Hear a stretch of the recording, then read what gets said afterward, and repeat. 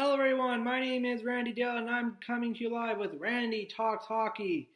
So, we got a lot happening tomorrow. The Tradecenter. Hey, some big trades already happening. So, let's get into this. Let's see what happened. Boy, lots happening, so little time.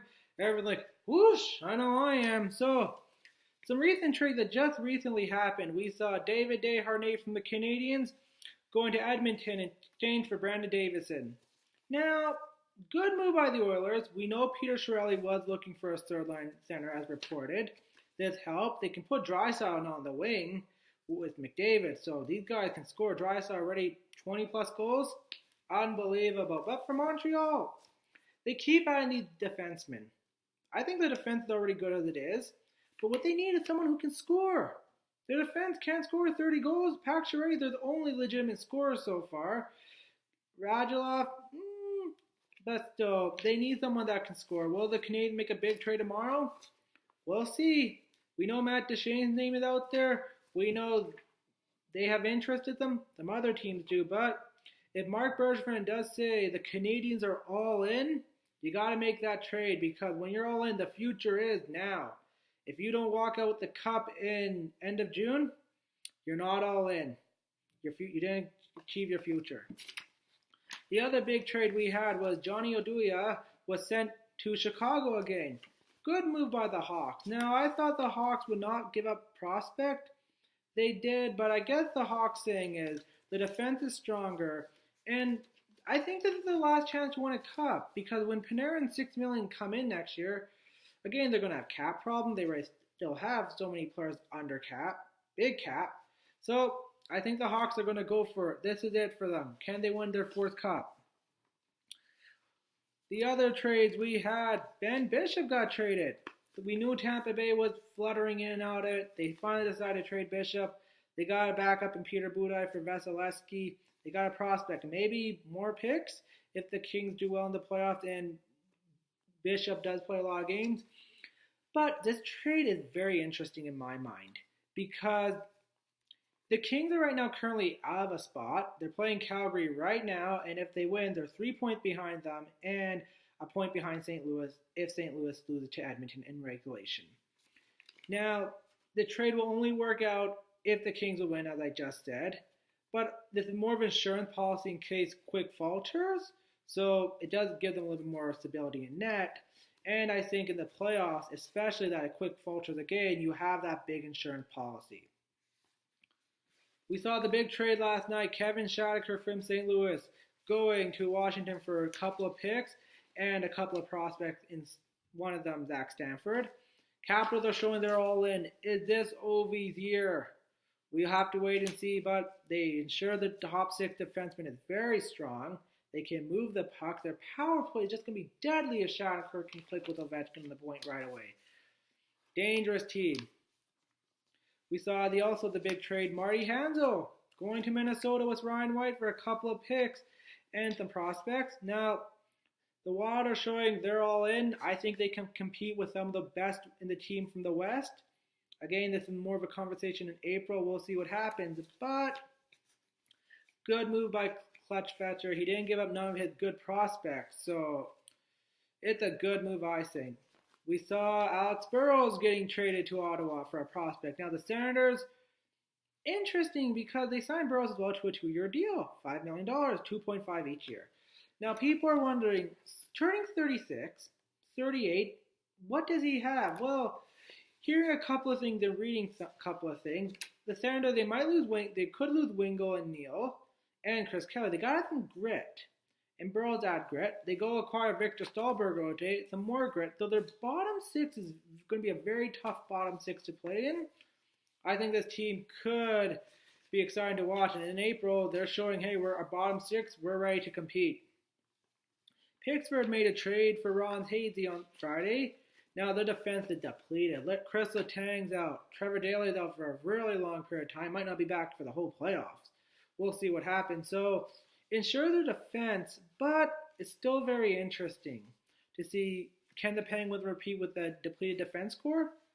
I guess we'll see what will happen. So now tomorrow, who's going? Who's staying? Who needs? Who's selling? Well, earlier with the Burrows trade, we see that Vancouver, they're finally selling. I think their fans are happy. I think this is the right move for the organization. They're not trying to ship Yannick Hansen. They have Ryan Miller. He has given the list. Now, I don't think Ryan Miller is going to be shipped, but if he is, I think a good destination will be Edmonton. The reason why, the Oilers, they need a backup. Their backup situation has been horrible this year.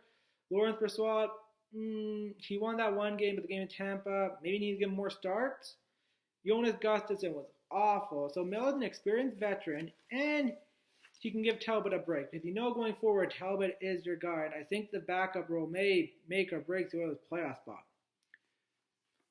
Now, speaking of the Oilers, what do they need? Hey, they got that third-line center. I don't know if they can add anything else. Maybe they can add another McDavid, if possible. We'll see if that happens.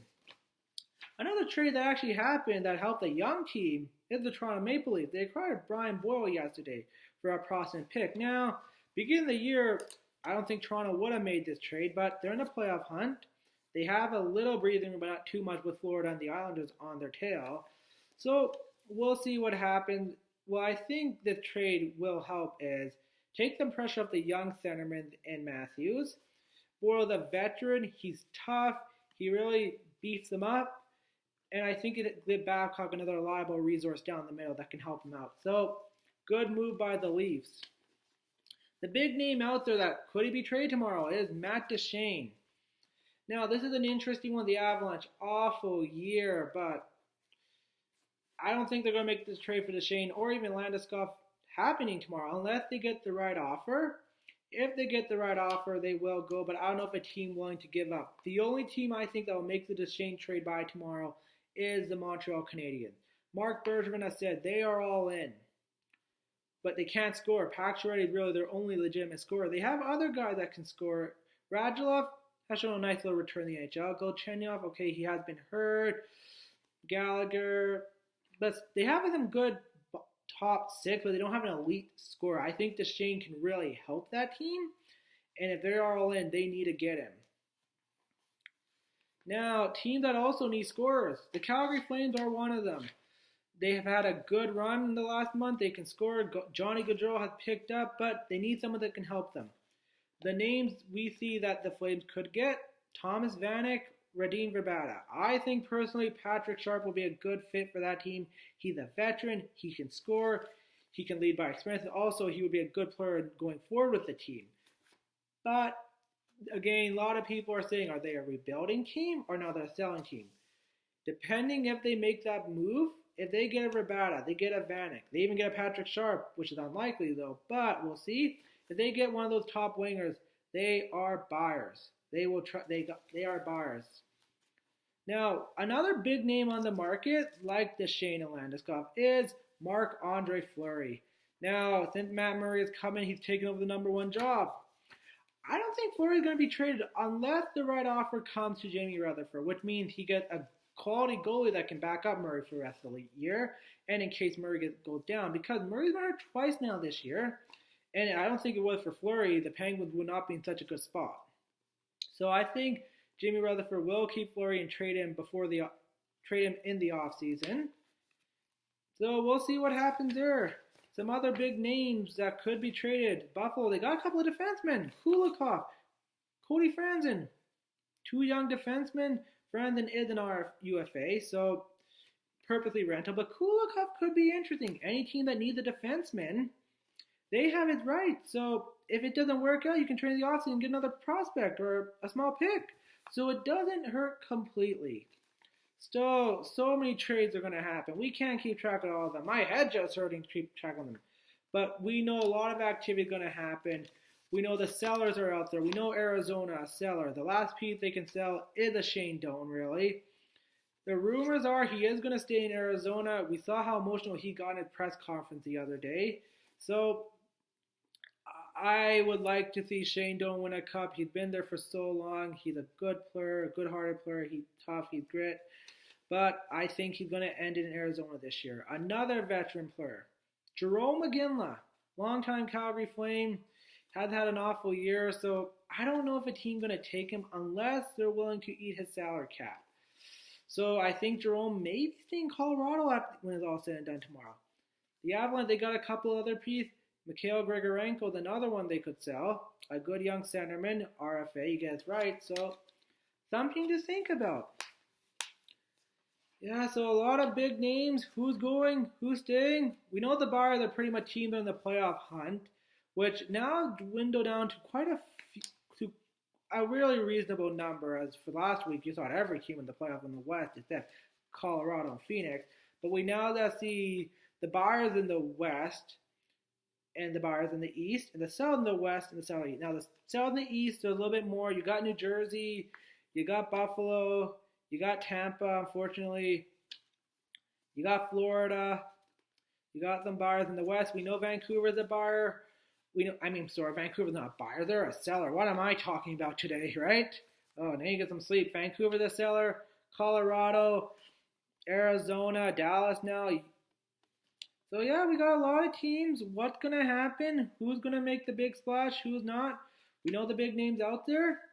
So, we'll see what happens. Anyways, Tradecenter will be good. I will give you a recap of the trades, who won, who didn't win, and why didn't he make a move. We'll see what happens. Thank you for watching. Randy Talks Hockey. Put some feedback. I hope you enjoy this. Something I'm hoping to do forward and keep growing. Have a good night, everyone. Enjoy.